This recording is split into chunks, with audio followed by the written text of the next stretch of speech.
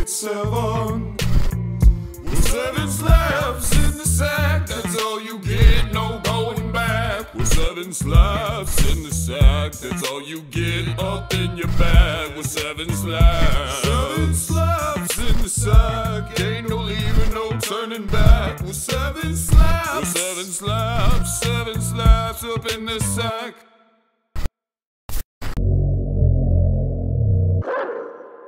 What did you tell her, baby? That she was your only lady? Your secret stay with me. Ride or die like you was with me. Carrick Wenke here. I'm in Hollywood, because we're Hollywood now, and I'm with none other than Rue. Hello, hi. She's one of my favorite new artists out right now, and I've done an interview with her before, but I've never done anything like 7 slaps with her. And based on what I see her post about on her Instagram story, she likes some like rare music that I never would have thought she would like, and she's got a basket full of stuff, so I'm excited to see what she picks out. This is the first thing that I picked out because I love Al Green and I love soul in general, anything from the 60s. But this album in particular is like a big deal to me. Tired of Being Alone, I've cried to that one before. This is pretty much always what I put on if I need to feel like calm or good. I just love him more than anything. Yeah, like look at this cover. Chilling. Iced out. Yeah, look at his pants. Come on. I don't know. I just think he was the greatest. Like, I don't think there will ever be anybody like him. I always test people, too. Like, whenever I hang out with them for the first time, I'm like, what's your favorite Al Green song? Then another young god, we have Lenny Kravitz. My favorite. I couldn't find the specific album that I wanted, but this is greatest hits, so this will do. I just think he's a god. He's a pioneer. I mean, look at this. He's the reason why I have the double nose piercing. Really? Yeah. Oh, that's fire. I just love him. He's on tour right now. I've been watching his Insta videos. Not in America, though. Lenny Kravitz, if you ever see this. Have you ever cried to again? Yes. Same. I literally was watching that video last week, like, damn. So, changing gears. This is actually like an album I grew up with, Buena Vista Social Club. And since the time I was like 5, I've been listening to this. I still listen to it. Spanish music is like a very big part of my upbringing because my family, we're married into a really big Nicaraguan family. So we all speak Spanish, and this is one of my mom's favorite albums too. So Buena Vista Social Club is a big one. This is another album that I grew up with, The Beatles, Greatest Anthology. I'm actually named after one of the songs on this album, but I'm not going to say which one. You'll just have to figure that out. Say it. No, you just have to figure it out if you know my real name. Yeah, I guess I don't know what your real name is, so I wouldn't even know. I mean, you could guess, probably. I think I saw it. Which one? Don't say it out loud. You just have to get this. If you want to know my real name, get this. But I just love the Beatles. It's just, I love older music. No one does it like they used to anymore. I hate it when people say like the Beatles are overrated. Who says that? Nerds. People really have like told me that all the time. Once again, they didn't have the one I wanted. I wanted Misunderstood, but I moved out of the country on my 9th birthday, and I had 2 CDs, and I had no other music. So I had this. Well, I had Misunderstood by Pink, and I had one of Nelly Furtado's albums. Another classic. Yeah, I couldn't find it either. I'm like a bird, I want to fly away. Yeah, see, I always felt that way. But Pink just was like hugely influential for me growing up, and now as an artist, I just think like she set such a precedent for what pop music can be, what it has become, and she just was always herself. And I respect people that are themselves. Oh, for sure. She's a badass. And she's really empowering towards girls, and I don't think we have a lot of people like that right now. Yeah. So I will forever love Pink. Pink is just everything.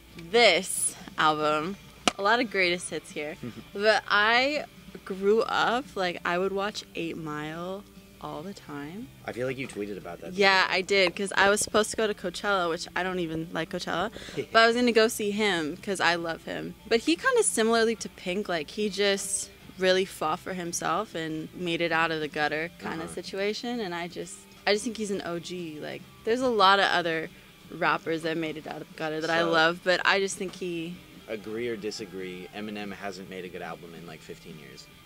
I think he's just changed. I think if you have an artist and your mind is something and they get older and they evolve and they're music changes. Some people might think they haven't made a good album, but I don't think it's that. I think he's Do grown up. any Eminem albums after that one? I do. I like specific songs. Yeah. Like when Love the Way You Lie came out, I thought that was... I haven't heard it.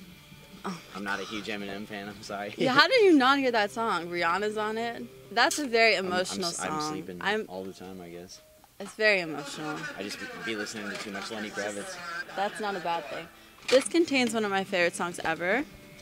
This is Redman. Oh, Redman. And The Rockwilder is one of my favorite songs ever. Also, this man is just a badass. Like, you can't... Look at this cover.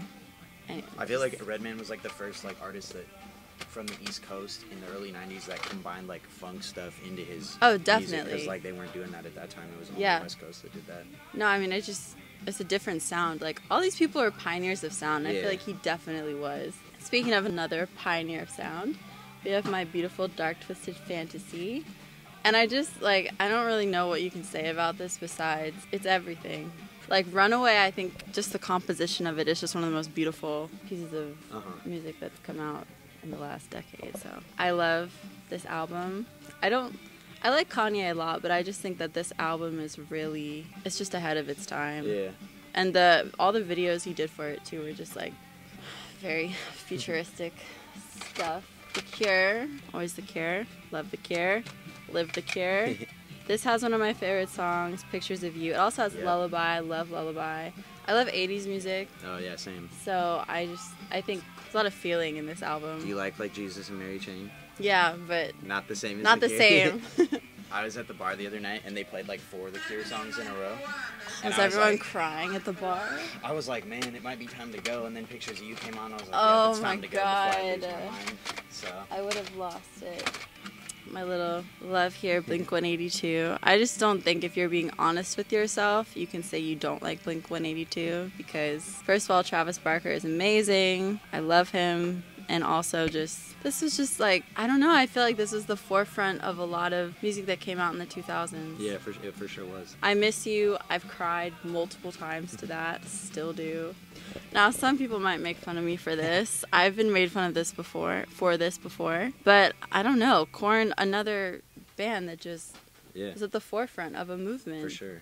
Super influential to a lot of people today. Super too. influential. Like a lot of rap, I feel like people talk shit about Korn, but you have to appreciate, like, they started a lot. Yeah.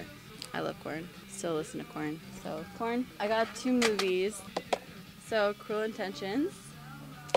I've watched this movie about 1 million times, and if you haven't watched it, you need to watch it. Have you seen it? Oh, yeah, of course. Yeah. I have it on VHS. This movie is incredible, and it's young Reese. I just think this movie has a lot to say about relationships.